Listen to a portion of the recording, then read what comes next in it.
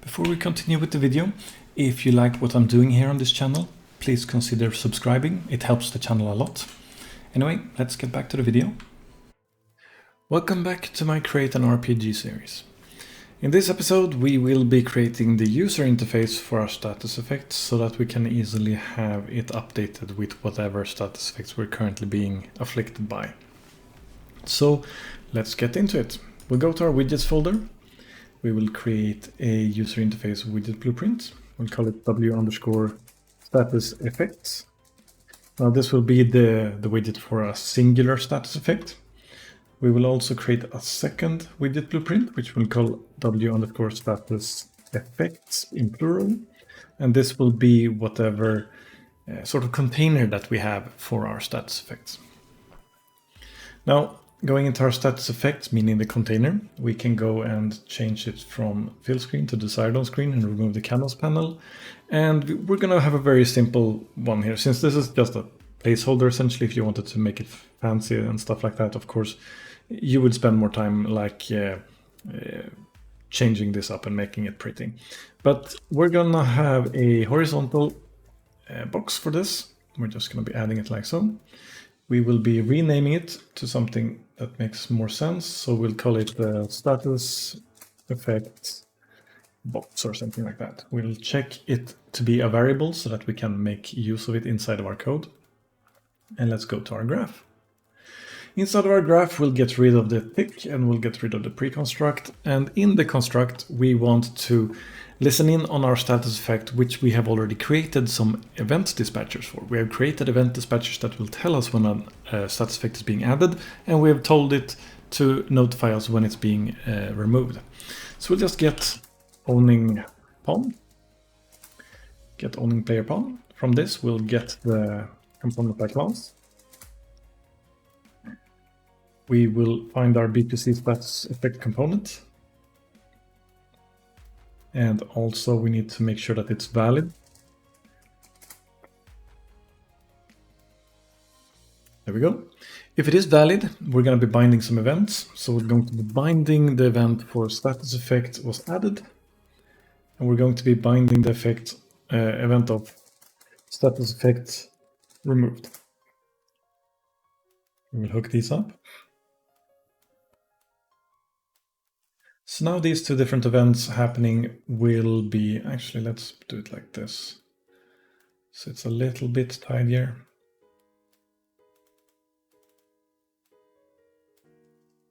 And like so.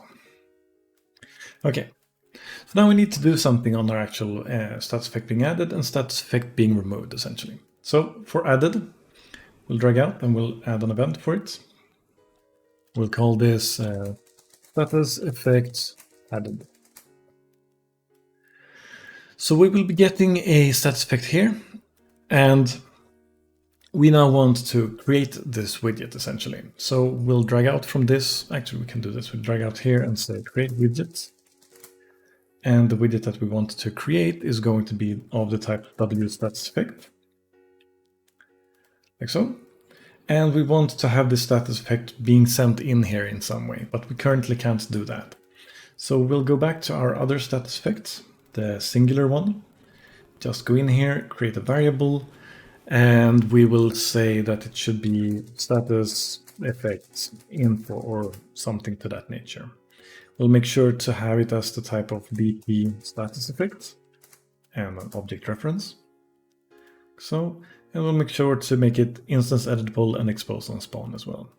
Now going back to our status effects and refreshing this node, we can now see that we get the status effect info here. So we can just hook this in here, like so. There we go. So now we have added the actual, or created the actual widget for this. We need to have an owning player as well. So we'll just type in get owning player. And we'll hook it up like that. So it will get the widget created on it. And now we also want to keep track of the different widgets that we create. So to do that, we'll create another variable. We'll call this status effect widgets. They will be of the type w_status_effect, meaning the singular one. but we'll create an array so we can have multiples of the singular. We have an error over here, that's fine. We'll just drag off here and create an event so that it won't complain, and we'll say Statuseffect removed as the name of this one. Going back to our add again, we will now say that we have a Statuseffect widget array and we want to add to it. And we'll be adding the Statuseffect that we have over here. After that, we also want to say that we want to add this actual widget that we created to our bar, Statuseffect box, sorry, is what I called it.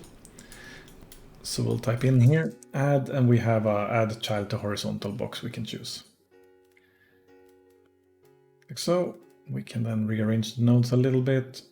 And now the Statuseffect widget should be created, added to our little array so we can keep track of it, and then added to the horizontal box so that it is actually visible. Now, dealing with the removal. What we want to do here is essentially the same but in reverse. So first of all, we want to get our Statuseffects array, so that where we have all the Statuseffects for. Now we're getting a Statuseffect. Actually, it's not supposed to be added over here, it's supposed to be called removed. So let's first compile, save, and go back to our Statuseffect and our blueprint component one. And it says Statuseffect was removed. And now this one is called added.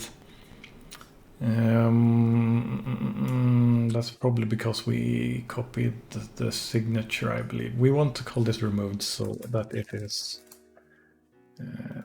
properly signing this, which means that it will be complaining a little bit. So over here it will say it can't, the name of the variable here is wrong. So we'll refresh this, which will disconnect it. So we'll just connect it up again. We'll compile and save, and that should be it. We can close our BPC for Statuseffects and go back to our Statuseffect widget. And we can now say, also we need to refresh this one so that it says Statuseffect removed. From here, we can drag out and say find, which will compare an item that we send in, which is this reference. Actually, it's of the type Statuseffect object reference by reference. Right, that is true. We don't want to do that. What we want to do instead is, since our Statuseffect has, we can't make a direct comparison because we're having an array of widgets here, and this is an actual class of a Statuseffect. What we can do, however, is we can loop on this one and go through all of the different widgets that we have, and we can then say compare in this one Statuseffect info, which we called it here. So this will be the actual Statuseffect because we're sending it in here when we're creating it. And we'll compare this one against what we're sending in here. So now that we've done that, we can say, okay, if it is matching, we want to act in a certain way. And if it's not matching, we really don't want to do anything here. So in the case that it is matching, we'll take our Statuseffects array over here again, paste it over here. That's not working. Okay, let's do it this way. And we'll just say remove index. Because what we have found here is the index of where it is in the array, and that's what we want to be removing from our widget array, essentially. Like so. And after we have done that, we also want to make sure that we remove it from our widget bar. So we have now removed it in our array where we're keeping track of it, but we need to remove it where it's visible as well. So dragging off the box, we can now say remove child at, which allows us to use an index to remove it. And this will be the same index as we have set it up currently to be the same as in the array here, because they're created at the same time here when we're doing them. So there we go. Now we have essentially created the events of this status effect is essentially not doing any communication by itself, like needing to be hooked up or anything. It just handles itself to make sure that it's listening to some dispatchers, and then it will update this information for us. Okay, now we need to move on to our actual singular status effect. So going there, we can remove the pre-construct and the event tick because we won't be needing those. And we'll go to our designer. We will make something very simple here. We'll remove the canvas panel. We'll make it desired on screen. We can make something like a size box is usually a very good thing to have, so you can like define what kind of sizes you want to have. So let's say we wanted to have something 64 maybe. So now we have a 64 by 64 for each of the different status effects. Inside of this, we can have something like an overlay. An overlay will allow us to have multiple objects overlaying each other as per the name if we wanted to. So we could have like an image and some text over that or something like that. However, we're going to keep it pretty simple here again. So we're just going to be making a vertical box because this is just for display of the visibility of it. And in here we can say we want to have an image that will represent the actual buff or status effect, and we'll get also a text, and we'll drag that out. So I put both of them in the vertical box, which means they will be ordered in this way. And to make this look a little bit more symmetrical, we can click the vertical box. We can make sure that it's taking up both dimensions. We can go to the image. We can say that it should be aligned in the middle when it comes to horizontal, and we can take all the space that it wants, which is going to be half of the vertical box because we have two elements in here essentially. And this one we can say let's align it horizontally and vertically in the middle, I guess. We do want to change the size of the text because it's sort of too big right now. We're going to be taking something like maybe 12. Let's see how that looks like. We can put in something like, I don't know, an example text like burning. That's decent. It looks okay, I think. And what else? Right, we need to make some variables of this. So we need to create this to be like a status effect text, make it into a variable. We will be needing the image to be something as well, so we'll call this the icon or something like that. It will be a variable as well.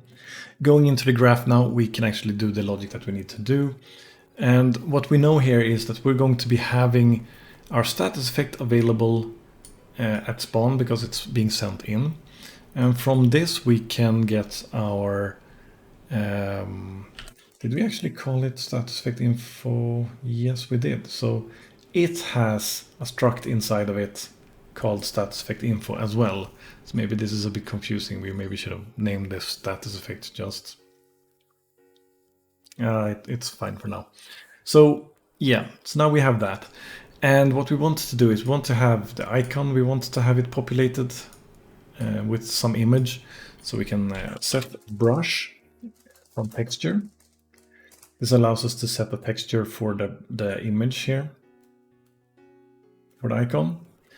And the image that we can make use of, I do believe we created a, if we break this, yes, we did.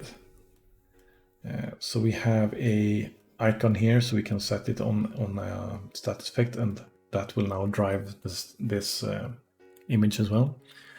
And for the text, we can get that one, and we can type in set text and make sure to have this set text.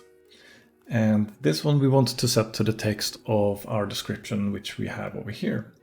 So we'll just hook that up like so, and that's done. This is essentially all that we need to do in the singular status effect widget as well.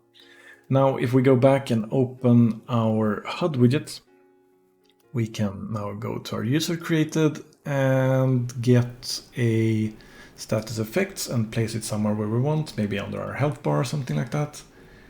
Size it to content, maybe have it centered in horizontal, and anchor it in the bottom middle. And let's reset the X position like that. So it should be centered in the middle under the health bar at all times now. So now theoretically, if we actually try this out, let's see, we have on our 9 key, we open up our character and see what we have mapped here. So pressing our 9 key, we put a status effect. We have the temporary loss status effect. So if we were to go into our status effects and our temporary loss or temporary hit points, we can see that we have the status effect info over here and we have some basic data of it. But we don't have a description text. We can say hit point loss or something like that, and just pick a texture, anything like this UE4 logo, for example. So we see that it is something else than the default. Let's see here now. If we press 9, you can see that we get a text saying HP loss and the icon, and you can see that it appears when we get the status effect on us, and it disappears when it has expired. And putting up multiples of them, you can see that they align to the middle and they clean themselves up as they need to. So I think that's a good place to stop for this episode. Hope to see you in the next one. Hopefully you found this video helpful. If you liked the video, leave a like. If you did not like it, leave a dislike. Leave any suggestions or comments you have down below. Subscribe and share this video if you want to see more like it in the future. That is all for now. Keep on learning. Take care.